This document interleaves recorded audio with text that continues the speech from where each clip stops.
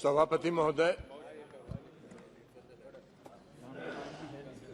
श्री गौरव गोगोई, जवाब जरूर देना। गौरव गोगोई जी द्वारा जो अविश्वास का प्रस्ताव सदन में लाया गया है, मैं उसके समर्थन में बोलने के लिए खड़ा हूं। और गौरव गोगोई जी ने मणिपुर की हिंसा के बारे में बहुत विस्तार से चर्चा की।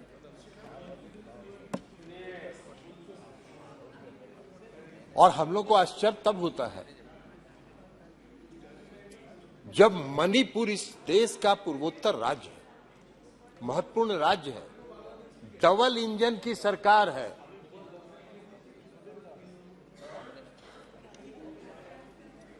डबल इंजन की सरकार है और वहां की चर्चा जब होती है, वहां के हालात पर जब चर्चा होती है, तो जो सत्ता पक्ष के लोग हैं वो विभिन्न राज्यों के छिटपुट घटनाओं की चर्चा करके उसको जस्टिफाई करना चाहते हैं। ये नहीं है। मणिपुर को आप इतने हल्के में नहीं लें। आज मणिपुर में घटना हुई है, कल मिजोरम में होगी, परसों नागालैंड में होगी। आपका पूर्वोत्तर, पूरा पूर्वोत्तर का सीमा, आपका पूरा पूर्वोत्तर का सीमा उससे प्रभावित होगा। लेकिन आप उसकी गंभीरता ही नहीं समझ रहे। आज मणिपुर की हालत बहुत खराब है। उसकी गंभीरता के बारे में किसी ने चर्चा नहीं की। लंबा लंबा भाषण हुआ, लेकिन मणिपुर की गंभीरता में और मणिपुर की स्थिति के बारे में किसी ने एक शब्द बोलने का, इसलिए कि उनको पता ही नहीं है कि मणिपुर में क्या हुआ।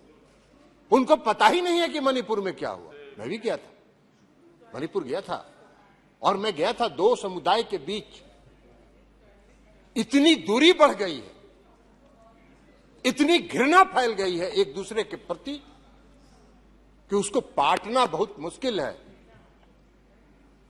जितने हल्के में आप कह रहे हैं उसको आप नहीं पाट सकते। दोनों समुदाय के लोगों में विश्वास की कमी है। हम लोग गए थे, दोनों समुदाय के राहत शिविरों में गए थे। दोनों समुदाय के लोगों का विश्वास राज्य की सरकार के प्रति समाप्त हो गया। दोनों समुदाय के लोग आज राज्य सरकार को पूरे मणिपुर की घटना के लिए दोष दे रहे हैं। आप कह रहे हैं क्या मांग किया था विपक्ष ने? भाई आप कह रहे हैं कि गृह मंत्री जी बयान देने के लिए तैयार थे, रक्षा मंत्री जी बयान देने के लिए सब तैयार थे। ये सरकार किसकी है? सरकार किसकी? सरकार है इस देश के आदरणीय प्रधानमंत्री जी के नेतृत्व। हम विपक्ष के लोग यही चाह रहे थे कि आदरणीय प्रधानमंत्री जी, आज 3 मई से आज तक लगातार मणिपुर जल रहा है और इस देश के प्रधानमंत्री एक शब्द नहीं बोल रहे। वहां के जो 150 से ज्यादा लोग मर गए, उनके प्रति संवेदना का भी एक शब्द नहीं बोल रहा। इतनी बड़ी घटना हो गई इस देश के किसी राज्य में, पूर्वोत्तर के राज्य में, आप एक शब्द नहीं बोल रहे। हम लोग की यही मांग थी कि आदरणीय प्रधानमंत्री जी आए और मणिपुर के बारे में बताएं, मणिपुर के लोगों के प्रति अपनी संवेदना व्यक्त करें। उन्होंने कहा नहीं। और जब राहुल गांधी जी ने कहा कि अहंकार का ये मतलब, ये अहंकार का प्रतीक है, तो बहुत लोगों को चिलमिलाहट लगी, तितली लग गई।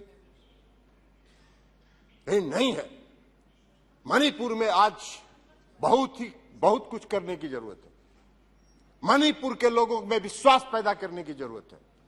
दोनों समुदाय में विश्वास पैदा करने की जरूरत है।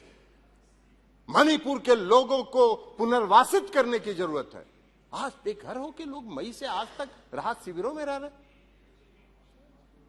राहत शिविर में गर्भवती महिलाओं का गर्भ रह रही है, वहां प्रसव पीड़ा हो रहा है, वहां बच्चे पैदा हो रहे हैं। यह दुर्भाग्य है।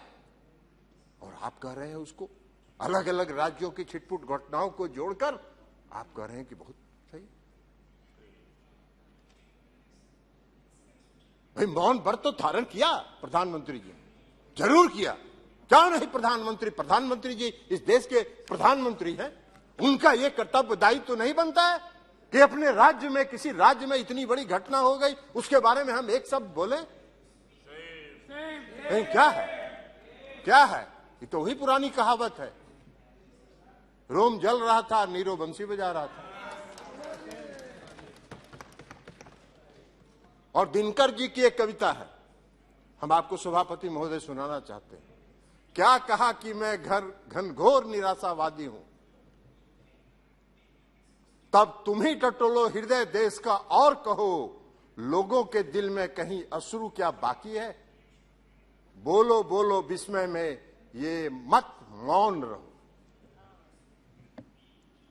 ये है दिनकर जी की कविता। आप मौन धारण की, आपको इस देश की जनता ने देश चलाने की जिम्मेवारी दी है, लेकिन है, और इसलिए आज अविश्वास प्रस्ताव लाना पड़ा। महोदय अभी आएंगे, बोलेंगे, आप चिंता मत, चुप रहिए, बैठिए ना, अभी आपको बताएंगे, अभी वो भी बता देंगे आपको,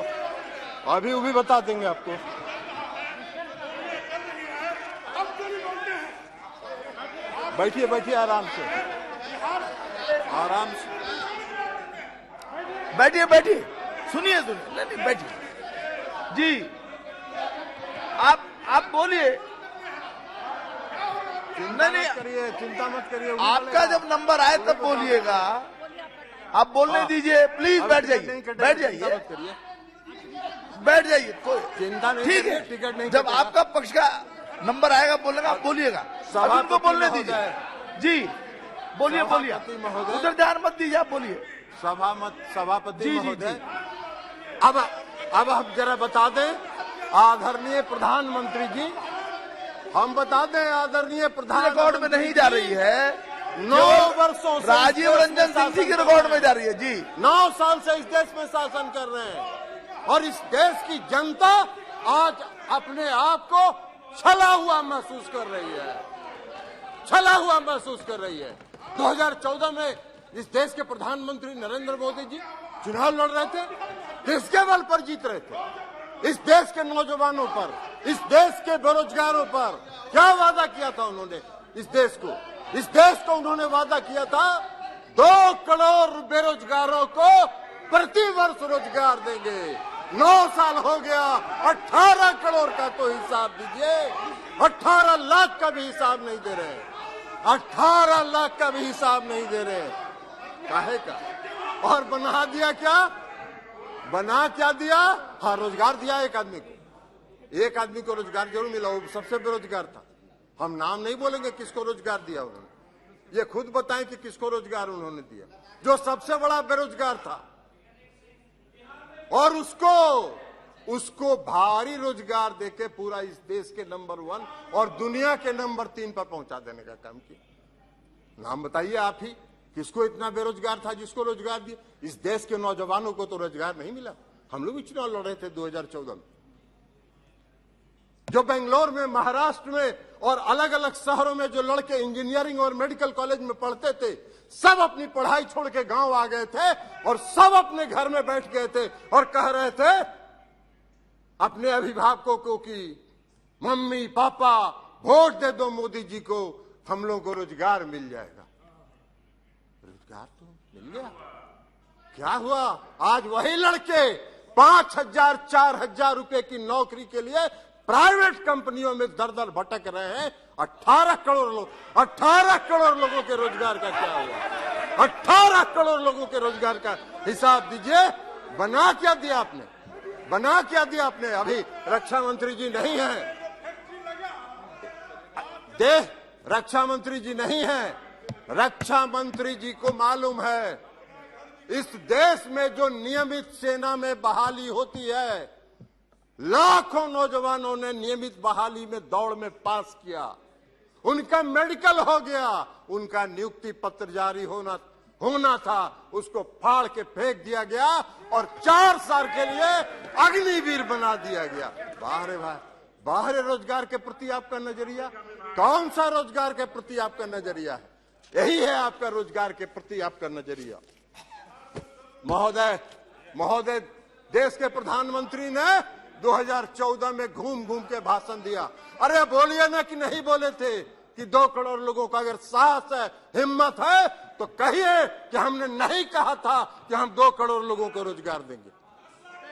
काला धन लाएंगे, काला धन पूरे देश से लाएंगे, पूरे दुनिया में जितना काला धन है वो लाएंगे, हर गरीब के खाते में 10 से 15 लाख रुपया पहुंचाएंगे। एक आदमी को भी नहीं मिला। काला धन लाने की तो बात छोड़ दीजिए, विजय माल्या, नीरव मोदी और मेहुल चौकसी आपके आंख के नीचे से काला धन लेके विदेश चला गया, आपका बैठे रह गया। आप देश की जनता को छल रहे हैं, देश की जनता को छलने का काम कर रहे हैं। और उसके बाद इस देश के गृह मंत्री जी 2014 के चुनाव के बाद हमने देखा एक टीवी चैनल पर इंटरव्यू उनका, एक टीवी चैनल वाले ने पूछा देश के गृह मंत्री जी से कि माननीय गृह मंत्री जी, आपने इस देश में नौजवानों को 2 करोड़ लोगों को प्रति वर्ष रोजगार देने का वादा किया था, आपने हर गरीब के खाता में 10 से 15 लाख रुपए भेजने का वादा किया था, क्या हुआ? क्या कहा उन्होंने? उनका जवाब था कि चुनाव के टाइम में इस तरह के जुमले कहे जाते हैं जिसका कोई मतलब नहीं है। मेरे इसमें है, कहिएगा दिखा देंगे, इसमें है आपका गृह मंत्री जी का इंटरव्यू, आपका गृह मंत्री जी का इंटरव्यू है, दिखा देंगे, आपका गृह मंत्री जी का इंटरव्यू दिखा देंगे। जुमला कहेंगे,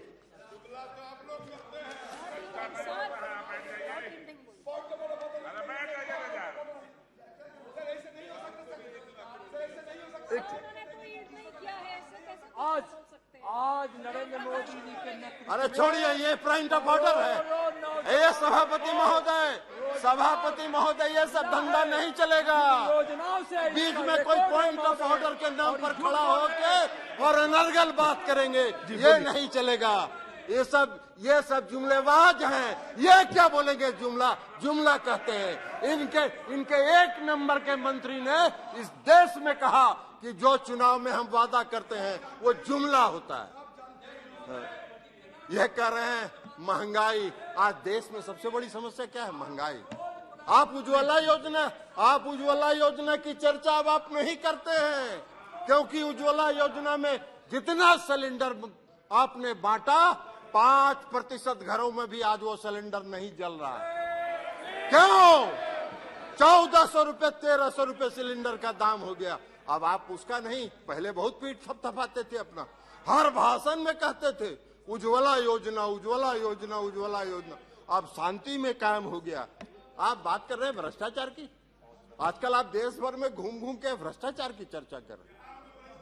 महाराष्ट्र में क्या हुआ? अरे 70,000 करोड़ प्रधानमंत्री का भाषण सुने, 70,000 करोड़ का महाराष्ट्र में घोटाला हो गया। महाराष्ट्र में 70,000 करोड़ का घोटाला हुआ। आज 3 दिन के अंदर सबको वॉशिंग मशीन में डाल के 1 सेकंड में बाहर निकाल दिया, सबको सरकार ने शामिल कर ली। वाह, कर्नाटक का चुनाव लड़े थे ना अभी। कर्नाटक के चुनाव में भ्रष्टाचार सबसे बड़ा मुद्दा था। प्रहलाद जोशी जी यहाँ बैठे हैं, उनको पता होगा। भ्रष्टाचार 40,000, वो भी बताएंगे, वो भी बता रहे हैं आपको, चिंता मत करिए, वो भी बता रहे हैं। 1 मिनट, वो भी बताएंगे आपको। आप कर्नाटक में 40 लाख की चर्चा हर घर में थी, हर सड़क पर थी, हर चौक पर थी, हर चौराहे पर थी। आप भ्रष्टाचार की बात कर रहे हैं? आपको क्या भ्रष्टाचार के खिलाफ बोलने का आपका कर रहे हैं? कल वो भी बताएंगे, चिंता मत करिए राकेश जी, वो अभी बता दे हैं, वो अभी बताते हैं अभी आपको। अभी आ रहे हैं, उसी पर आ रहे हैं, चिंता मत करिए ना। अरे बैठिए ना, उसी पर आ रहे हैं। एड्रेस द चेयर ओनली, कृपया। अभी देखिए, अध्यक्ष पीठ की तरफ बात करें। कहाँ यहाँ बैठे? आप निशिकांत जी कल भाषण दे रहे थे, आप अपनी बात कहिए। खाली फंडिंग करते थे। अरे भाई, किस कंपनी के बिहाफ में आप फंडिंग करते थे? उसका भी तो जरा नाम बताइए। फंडिंग करते थे तो इसलिए अब गृह मंत्री जी ने, अब सुन लीजिए, गृह मंत्री जी ने चर्चा किया दिल्ली विधेयक पर चर्चा के दौरान कहा, अरे भाई चुड़िए ना, सुन बैठिए ना, बैठिए बैठिए। गए थे, आप भी गए थे, कहाँ गए थे वो हम बोल दें क्या? आप ललन बाबू, आप इधर बात कुमार जी कीजिए के ना। यहाँ गए थे कि भाजपा वाला हमको अरे बहुत तंग कर रहा है, बात कीजिए, ज्वाइन करा लीजिए। बात कीजिए, इधर ध्यान दीजिए।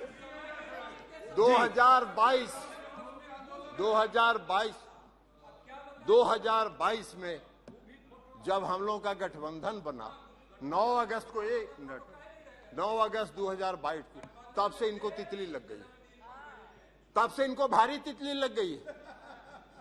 पूरा देह खजुला रहा है, सबका देह खजुला रहा है। 2017 में अभी बताएंगे आपके भविष्यवाणी का भी, आपके गृह मंत्री जी कितने बड़े भविष्य वक्ता हैं। 2022 में जब हुआ, तितली लग गई, तितली लग गई, इसलिए कि 2015 में जब 3 नहीं, ये बात ठीक नहीं। गठबंधन था, आपको अवसर मिलेगा साफ हो गए तब आप अपनी बात रखिएगा। झाड़ू से आपको अवसर मिलेगा, अपनी बात रखिएगा। बिहार से। अभी सुनिए, 2017 में जब हम लोग 2015 में जब हम लोग का, ओहो ठहरो यार, आप कहाँ के लिए बीच में बोल रहे हैं? 2015 में जब बिहार में गठबंधन हुआ आरजेडी का, जनता दल यू का और कांग्रेस पार्टी का, तो गृह मंत्री जी 3 महीना बिहार में कैंप किए, 3 महीना बिहार में कैंप किए। और खड़े बैठिए ना, आप बड़ा दिल्ली का, बैठिए। बिहार के बारे में क्या जानते हो? ABCD जानते हो ही नहीं? ABCD जानते हो? ABCD जानते हो? बैठ। आप बार उधर क्यों देखते हैं? तो आप इधर बात करिए ना। तो जब गठबंधन जी। हुआ 3 महीना भी वहां 3 महीना गृह मंत्री केवल जी इधर- कैंप किए, 3 महीना गृह मंत्री जी कैंप किए, और 43 आम सभा इस देश के आदरणीय प्रधानमंत्री जी ने की, जो रिकॉर्ड है किसी राज्य के विधानसभा के चुनाव में प्रधानमंत्री ने 43 आम सभा की होगी, ये रिकॉर्ड है। और सीट आया 52 गो, 52 सिमट गए। और जब इनका नहीं चला तो इन्होंने लालू जी के परिवार के यहाँ छापा मरवाने का काम किया। और जब छापा मरवाने के कारण 2017 में हमारा गठबंधन टूटा, तो 17 से 22 तक कुछ नहीं हुआ। 2017 से 2022 तक कुछ नहीं हुआ। शांति में इनके तीनों पालतू तोते शांत बैठ गए। और जैसे ही 9 अगस्त 2022 को फिर से गठबंधन हुआ, तीनों तोता चालू हो गए, तीनों तोता दौरा कर रहे, लगातार दौरा कर रहे, लगातार छापा मार रहे। अरे मारते रहो, बिहार का 40 में 40 सीट हारोगे।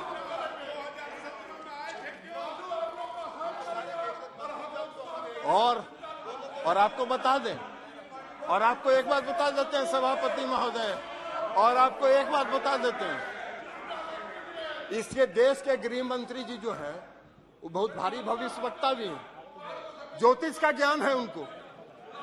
अभी कह रहे थे उस दिन दिल्ली पर 2024 में फिर से नरेंद्र मोदी जी इस देश के प्रधानमंत्री बनेंगे। अब इनके ज्योतिष ज्ञान का हम आपको बताते हैं। ओह चलो यार,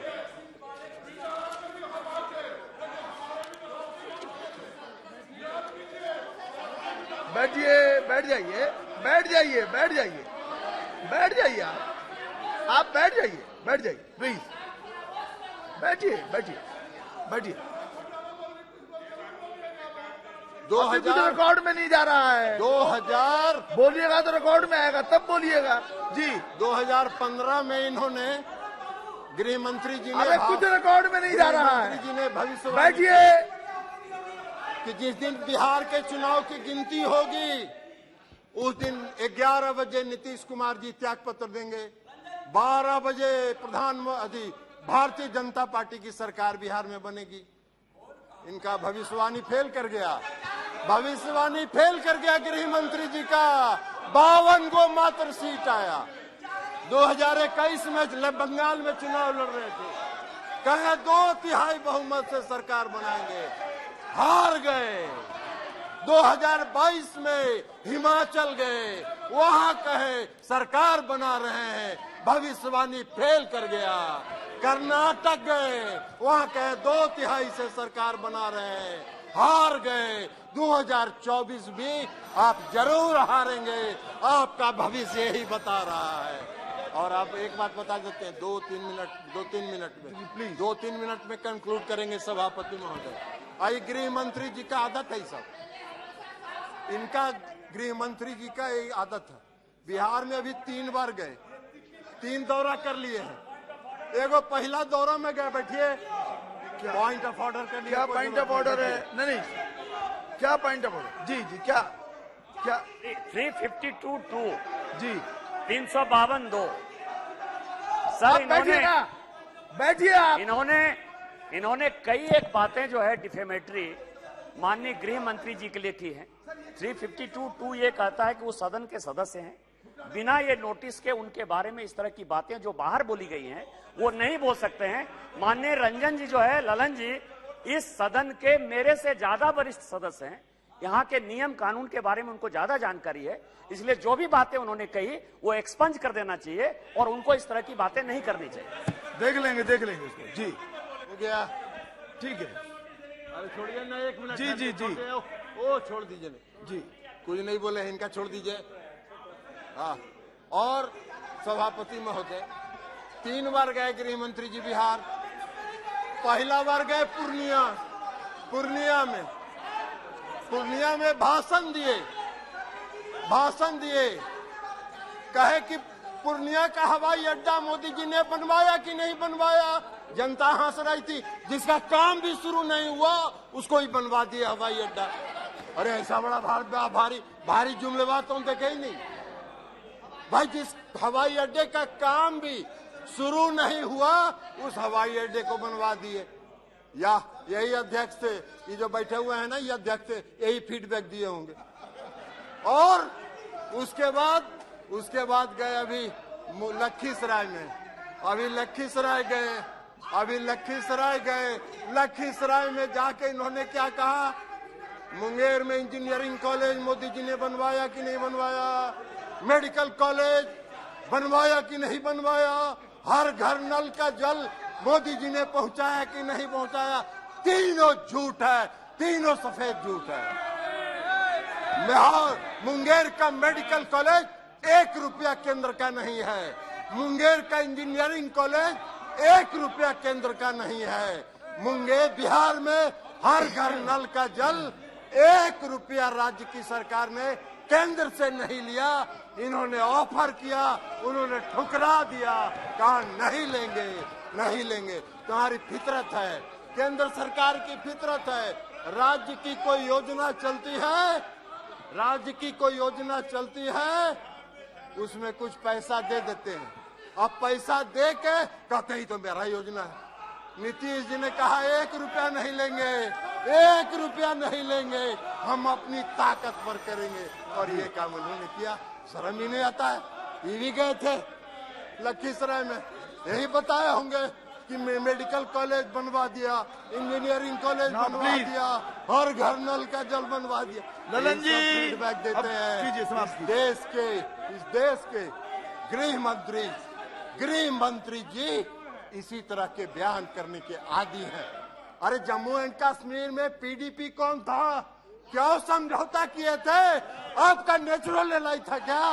आपका स्वाभाविक गठबंधन था जी। बात बना रहे हैं और यहाँ भाषण देते हैं सब। जम्मू एंड कश्मीर का महबूबा मुफ्ती से गठबंधन किया कि नहीं किया?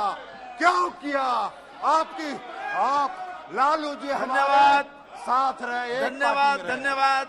हम लोग एक पार्टी में रहे हैं, इस पार्टी का निर्माण हम लोगों ने किया था जी। इसलिए रहेंगे। आपका खाता बहुत धन्यवाद जी।